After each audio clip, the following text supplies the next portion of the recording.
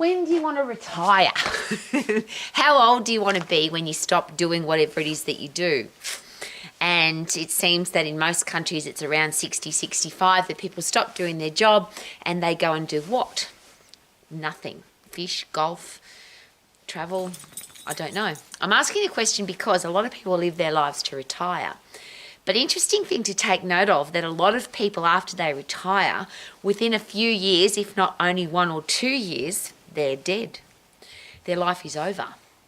So here's a great question. Why would you want to retire? Why did we come up with 65 or 60 to 65 as the retirement age? And that was because that, really, it's not funny, but it's very interesting. That's when most people died. So let's retire at 65 and then die. And that seems to be what happens. Now, a lot of people have, I'll rephrase, a lot of people have great retirement and they love their life and they do all sorts of exciting things. But I'm asking you, what's your life going to be like? So there are a lot of people, as we know, who don't retire at 60 or 65. We've got people around the world who are still in politics, they're still singing, they're still dancing, they're still riding rodeo, they're still living their life at 100%, even though they're past retirement age. So is that a personal choice, and is it possible that if you are working to retire that you might have a job that you don't like? And that's what I'm always asking.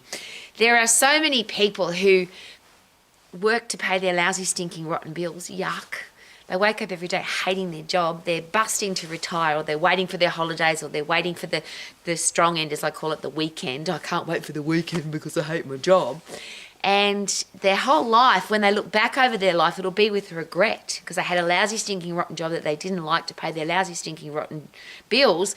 And now they're retired and they're going to do what? And it's interesting because most people don't retire financially free or secure. Even if you've got superannuation or some kind of way to financially look after yourself after you retire, most people that's not enough to live on. So they have to rely on the government, or they have to rely on their family, or they don't have enough money to do the things they want to do. Depending on which financial planner you talk to, only about 1% of people retire financially free so they can do whatever they want to do. And I think that's really sad. So my personal question, regardless of how old you are now, I'll just rephrase. I'm an old lady and I don't want to retire because I love what I do. Why would you retire from doing what you love? I go to rock concerts where the musician is still passionate and excited about singing and playing music, and they're 60, 70, sometimes even 80 years of age. Why would you retire from singing? Why would you retire from music if you love it? My husband is over 60 years of age and he still competes at the very top level of martial arts. He's just about to go to a world championship in martial arts. He's over 60. Now, there's not too many people still competing over 60, so he often competes with people that are 35, 40, 45 years of age. So that keeps him young, of course. We have an expression at our house that if you stop doing what you love to do, you will get old, not get old and then stop doing what you love to do. So if you want to retire, would it be a great idea to retire into a life that you absolutely love? But why would you wait for that? Why not live your life now and love it every single day?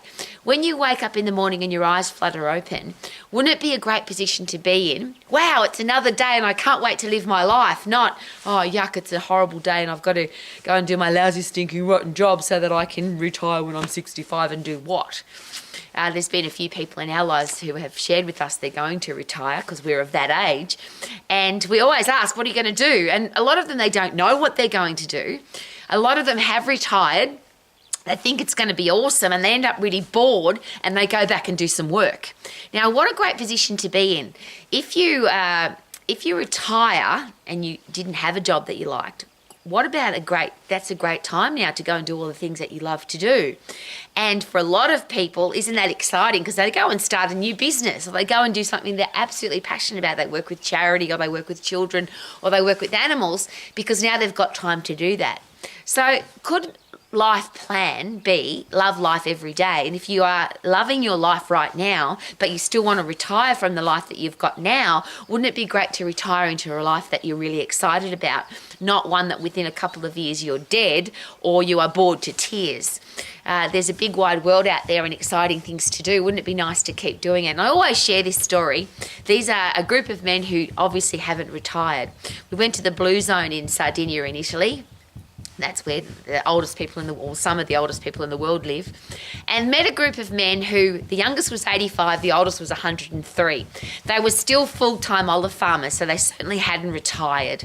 They played soccer at the end of the day. They're at the pub at the end of the day after their soccer game, having a cigar, a glass of wine and a pizza, and they were having a great time together as very old men. Technically, 85 to 103 is very old.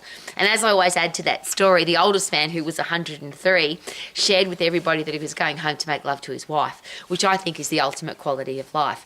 So if you want to have a great life for all of your life, then how about be healthy, fit and strong? That's the big one, isn't it? If you're fit, if you're strong, if you're mentally tough, you can handle everything that happens in life, and you can retire financially free and excited to live every single day of your life. And this, I don't know how you want to die, but this is my, barring accident or barring bad luck, I would like to just fall asleep and then not wake up at 120, 130, 140, having had a great day of investing time with my beautiful family, eating yummy food, working in my garden, getting path lifting heavy, all the things I'm doing exactly right now. Somebody said to me just recently, Rowie, how old are you? I said, I'm 120, I just look good for my age, because that's my goal, to live to at least 120 or more, barring accident or bad luck, and doing that with great quality of life. So however you're living at the moment, if you're not happy every day, if you're not healthy, fit and strong, if you've got a lousy, stinking, rotten job, if you're financially broke or you're struggling for money, could it be a great idea to change all of that? Because all of those things are choices, aren't they? You don't have to be unfit and unhealthy and weak and frail. You can be healthy, fit and strong. You don't have to have a lousy, stinking, rotten job. You can have your own business. You can have a career that you love. You don't have to be broke. Financial freedom is something that you can work on and plan for. And it's a very simple process. And having great people in your life, which is the thing that keeps us young, isn't it? If I've got a purpose, I've got people I care about, I've got people that I want to live for. And ultimately, don't you want to live for yourself? Wake up every day doing what you love. So however you live your life and however old you are now, wouldn't it be great to wake up every single day and be able to say, I am living my life to the max. Super duper doo, how are you? Living my life to the max. Woohoo!